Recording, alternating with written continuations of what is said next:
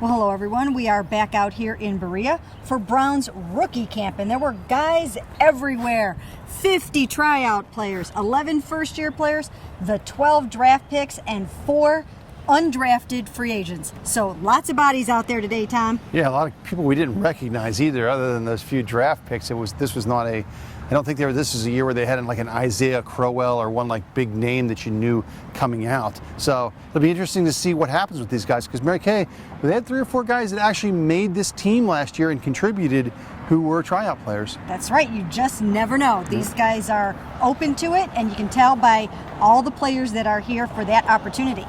Now, we talked to Coach Mike Pettine after the practice, and he took things a little bit further today with Josh McCown. He said he is the favorite to start the season, and in terms of Johnny Manziel, we are not talking about this as though it's a competition, and basically he threw water on the notion at all that Johnny might be able to come in here and win this job from Josh McCown. So yeah. It's his job.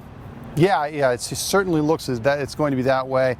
Maybe they're also just trying to take as much pressure off Johnny as possible right now to kind of get back in and to be as productive as he can without thinking, there's a lot of pressure on him, because given his circumstances, of course. Yeah, you know what though? I mean, I really do think that this is the way it's going to be. Yeah. I think they're basically almost closing the door, and this is different than than what we heard from Ray Farmer even at the annual meeting in March, where he said, hey, you know what, you never want to tell anybody they can't win a job. But basically that's what Mike Pettine did today. He said this is not an open competition in camp. This is Josh McCown's job, and basically that's the way we are going into the season. I think that's significant, because you would think that Johnny Manziel, by his second year, would be ready to challenge for the starting job, but obviously there's been extenuating circumstances. Well, again, I do think, I don't think they've seen him on the field yet, obviously practicing or competing against the team.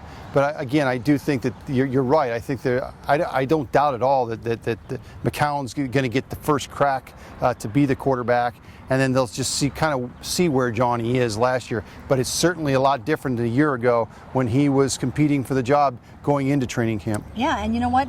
They made that an open competition, and I think they look back and they almost have some regrets about that, because they feel like it kind of got Brian Hoyer off of his game. I think what they're trying to do here, in addition to giving Johnny the time that he needs to work his aftercare program and things like that, I think they're also trying to get the team behind Josh McCown, get everybody going in the same direction, and get this thing rolling along right from the start of these off-season practices. Yeah, without question. I mean, obviously, Josh has a ton of experience in the NFL, a lot as a backup, but still, a very experienced guy. Was signed with Tampa Bay last year to some big money, so he's certainly used to this. Going into the season, used to being in this position, and of course, the Browns hope that he has a lot more success than he did last year. And you know what? We also asked Mike Pettine about Tom Brady and Deflategate. Now, he is uniquely qualified to comment on Tom Brady. He faced him twice a year, 5 years in a row as a defensive coordinator. In those 5 years, Tom Brady went 8-2 against Mike Pettine as a DC, and including 7-0 at the end of that run. And on 5 of those occasions, the Patriots scored 30 or more points. So I think he would have a right to be mad if Tom Brady cheated.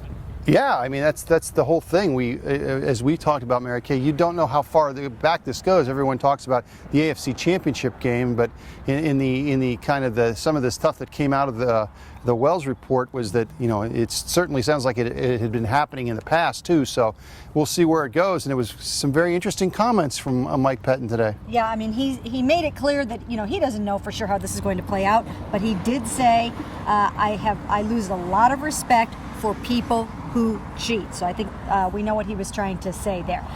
Very quickly, let's run through a couple of guys that stood out to us today. Nate Orchard came off the ball very quickly. Yep. I thought he looked really good out there. I saw the running back Duke Johnson, be very explosive, very quick. I saw him catch some passes out of the backfield. Were there a couple of guys that stood out to you? Well, the one guy that I think everyone was looking for, and we kind of got an explanation, is Vince Maley, the receiver that they drafted, wasn't catching passes, and we weren't quite sure why. Then we see him with a big hand wrap.